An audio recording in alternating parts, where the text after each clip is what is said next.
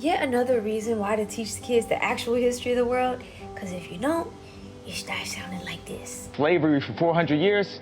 For 400 years? That sounds like a choice. So by now, I think we get all this endless torture and persecution African Americans had to go through to build the spine of the American empire was the choice of every colonizing president and lawmaker and every sinister law they made to tear down the humanity of our actual forefathers and mothers. So did they submit to their fate? No. And I will strike down upon thee with great vengeance and furious anger those who attempt to poison and destroy my brother. And if you think so, you don't know the African spirit. African resistance was long feared and attempted to be subdued by colonizers and spans incredibly long lists. From gaining temporary control of the ship to forcing changes in the voyage like rerouting it, resulting in the freedom or escape of some or all of the enslaved people. Did you know that? Like in the case of the Ain't Nothing Little About It Little George of 1730, where captives freed themselves off the coast of Africa and sailed the ship back to land. Or the Merman of 1766, a Dutch slave ship where captives of Madagascar rebelled and temporarily took control. Or the most famous, the Amistad of 1839. The captives took over the ship and eventually won their freedom in a U.S. Supreme Court case because...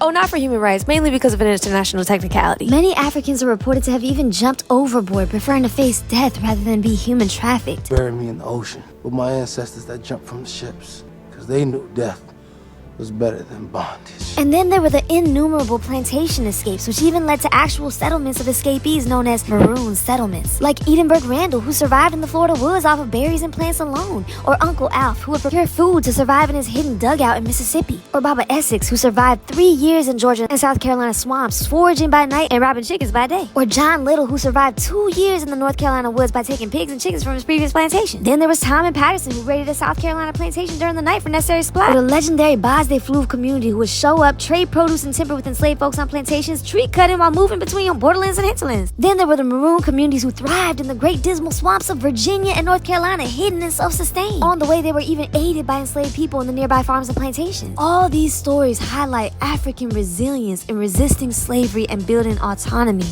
And this isn't even the half. So when you say some wild stuff like this, we are not our ancestors. You don't know what you're talking about. More to come on the next actual history of the U.S.